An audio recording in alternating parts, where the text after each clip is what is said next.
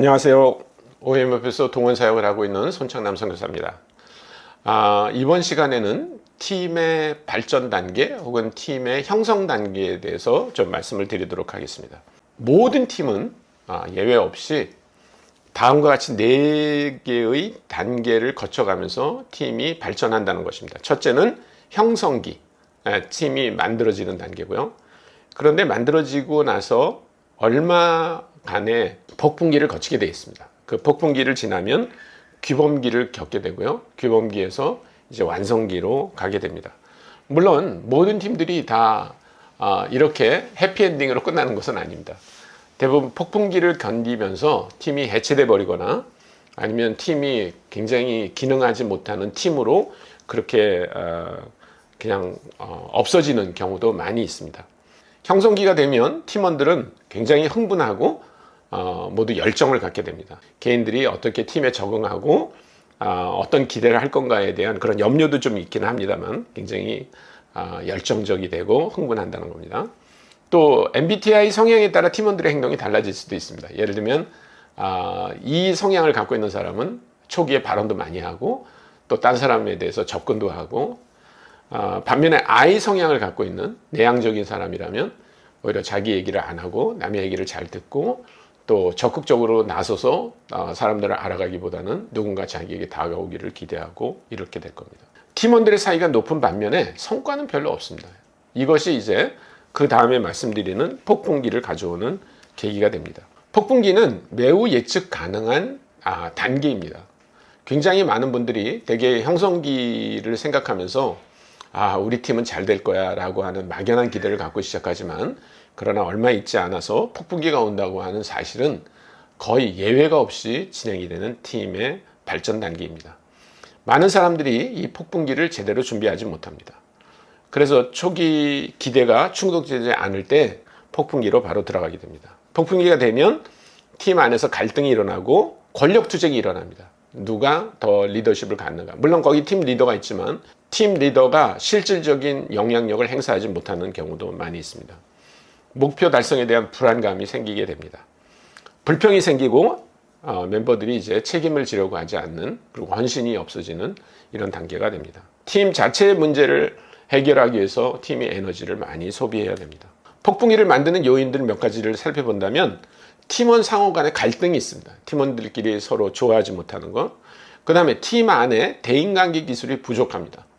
다른 사람들에게 어떻게 접근하고 어떻게 그 사람들을 수용하고 하는 거에 대한 기술이 없을 때 생기게 되고요. 비효율적인 리더십, 팀 리더가 제대로 경험이 없거나 아니면 훈련을 받지 못하는 사람이기 때문에 발생하는 문제도 생깁니다. 업무와 관련된 문제들이 있습니다. 어떤 업무들은 너무나 도전적이라서 그 팀원들이 감당하기 어렵다고 생각하는 경우도 있고요. 조직의 장애물과 관련된 문제들도 있습니다. 뭔가를 하려고 하는데 조직 안에서 그것이 잘 허락되지 않는다든지 제대로 조직이 뒷받침해 주지 못할 때 사람들은 좌절하고 폭풍기로 들어가게 됩니다. 그러면 좋은 팀 리더라면 과연 폭풍기 때 어떤 자세를 가져야 되는가? 좋은 리더는 폭풍기 때 이런 말을 자주 합니다. 이것은 폭풍기일 뿐이야. 이것은 지극히 정상적이야. 우리는 서로 싫어하는 게 아니라 폭풍기를 거치고 있어 라고 얘기해 줘야 됩니다. 우리는 함께 문제를 해결할 수 있어. 우리 이거 힘을 다하면 헤쳐나갈 수 있어 라는 말을 자주 해줘야 된다는 것입니다. 그렇게 되면 이제 폭풍기를 지난 팀은 규범기로 들어가게 됩니다. 규범기에 들어가는 팀들은 폭풍기를 일단 잘 넘겨야 됩니다. 저는 폭풍기에서 좌절되고 그냥 깨져버리는 경우도 많았어요. 제 경우도 마찬가지입니다. 제가 돌아보면서 팀 사역을 실패한 이유를 보면 이 폭풍기 때 그거를 제대로 해결하지 못하고 규범기로 넘어가지 못했기 때문입니다. 잘 넘겼다는 말은 여기서 폭풍기를 잘 넘겼다는 말은 팀원들이 나름대로의 해결책을 강구하는데 모두 동의한 걸 말합니다. 그러니까 우리 이제 그만둡시다가 아니라 우리 뭔가 더 잘해봅시다 라고 하는데 동의를 다 했다는 겁니다. 폭풍기를 지나면 팀은 규범기에 들어가게 되고 팀은 절차와 룰을 만들어가게 됩니다. 우리가 이건 미처 생각 못했지만 이런 문제가 발생한다면 우리 이렇게 합시다 라고 하는 겁니다. 그 다음에 팀원 간의 신뢰가 서로 형성되고 리더에 대한 지지와 존경이 증진됩니다. 이게 규범기의 특징입니다. 규범기를 대하는 팀 리더의 역할을 우리가 생각해 봐야 되는데 팀 리더는 반드시 연구 조사를 해서 그것을 피드백으로 줘야 됩니다. 그리고 저항과 수용을 분석해야 됩니다. 어떤 것들은 팀원들이 받아들이고 어떤 것들은 받아들일 수 없는가에 대한 분석을 해봐야 됩니다. 그리고 개인적으로 피드백을 주는 게 좋습니다. 팀 전체를 모아놓고 일장 연설을 하거나 훈시를 하는 게 아니라 각 팀원들에게 이거는 이런 문제가 있는 것 같다라고 말해주는 것이 좋다는 겁니다. 그리고 새로운 룰이나 지침을 수립하는 것이 매우 중요합니다. 예를 들면 어떤 사람들이 시간을 지키지 않는다 그럴 때, 그러면 시간을 지키지 않을 때 우리가 어떻게 할 건가, 이거를 공개적으로 토론하고, 그래서 예를 들어서 시간을 지키지 않는 사람은 벌금을 내기로 한다든지, 아니면 벌점을 모았다가 어떻게 한다든지 하는 그런 식으로 새로운 룰이나 지침을 만드는 것이 중요합니다. 규범 설정을 위한 목록이 몇 가지 있는데요. 혹시 도움이 되실지 모르겠어요. 문제의 인식과 해결을 장려한다. 그러니까 오히려 문제가 있는 거에 대해서 얘기하도록 하는 게 중요합니다. 그냥 덮어놓고 그 폭풍기가 계속되는 것을 방치하는 것은 좋지 않습니다. 과업에 대한 개인적인 생각이나 피드백을 장려하고요. 팀원들에게 적절한 훈련과 지원을 제공할 필요가 있습니다. 아까 얘기한 것처럼 어떤 대인 관계 기술이 미숙한 사람이 있다면 그런 사람들에게는 어떻게 다른 대원들을 대할 건가, 팀원들을 대할 건가에 대한 피드백을 주는 게 좋습니다. 발전하는 것이 보이는 팀원에 대한 지지를 표시합니다. 누구는 굉장히 잘하고 있다라고 하는 걸 지지해 주는 겁니다. 혹시 몇 명에게 집중되어 있는 권한을 분산시킬 필요가 있습니다. 그래서 여러 사람이 한 팀 안에서 골고루 권한을 갖도록 하는 겁니다. 팀원들의 성격으로 인한 충돌을 중재할 수 있어야 됩니다. 그러니까 어떤 특별히 A와 B가 계속해서 마찰을 일으킨다면 그 두 사람을 어떻게 중재할 건가에 대한 리더로서의 그런 대인관계 스킬을 배울 필요가 있습니다. 회의만 잘해도 사실은 우리가 폭풍기에 있는 팀을 제대로 잘 만들어갈 수 있습니다. 그래서 리더는 회의를 어떻게 하는지가 굉장히 중요합니다. 제가 어떤 교회에서 컨설팅을 한번 해드린 적이 있는데 장로님들이 굉장히 사이가 좀 어려웠었어요.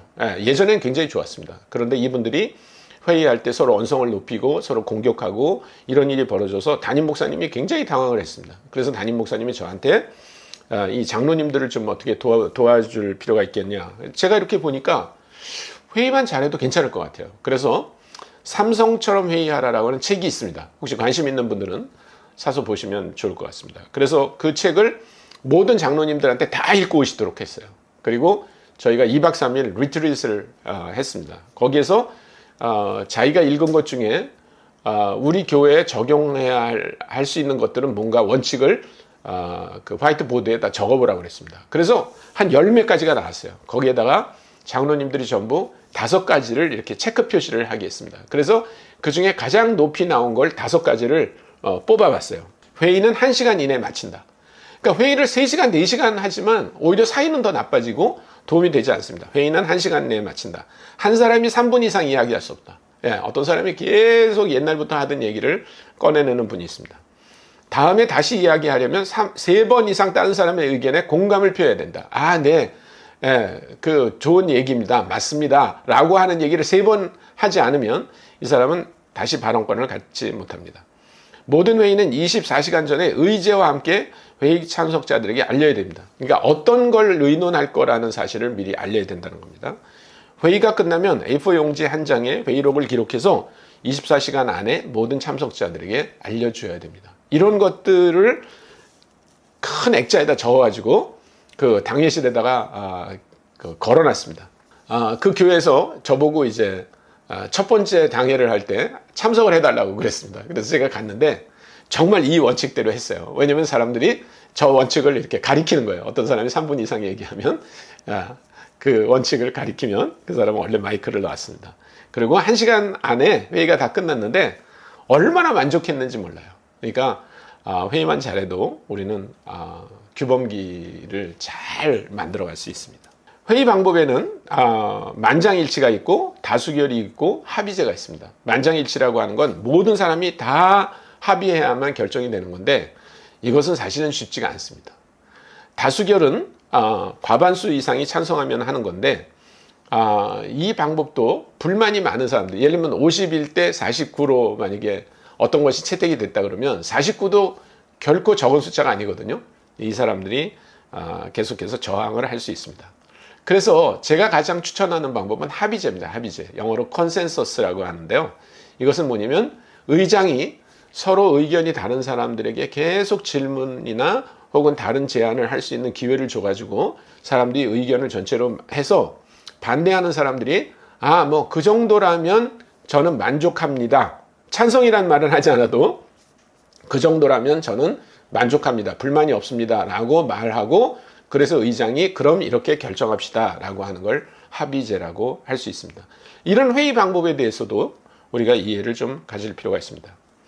자, 완성기 단계는 규범기를 통해 새로운 룰을 만들고 지키면서 팀은 성숙해지는 것입니다.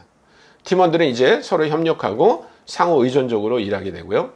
완성기에는 과업의 효율이 증대됩니다. 그래서 처음에 우리가 그림에서 본 것처럼 기대치에 거의 접근하게 올라가고요. 이때 리더가 반드시 잊지 않아야 될 것은 팀원들에 대해서 적절한 보상과 인정을 해줘야 된다는 것입니다. 주의할 점이 있습니다. 완성기에 도달했다고 해서 그러면 완성기가 계속 지속되는가? 그렇지 않습니다. 만약에 여러 가지 요인들이 조금만 변한다 하더라도 이 완성기에 있던 팀은 금방 폭풍기로 다시 돌아갈 수 있습니다. 예를 들면 팀에서 아주 중요한 역할을 했던 어떤 팀원이 이사를 가거나 아니면 이직을 하거나 그래도 폭풍기에 떨어질 수도 있고요.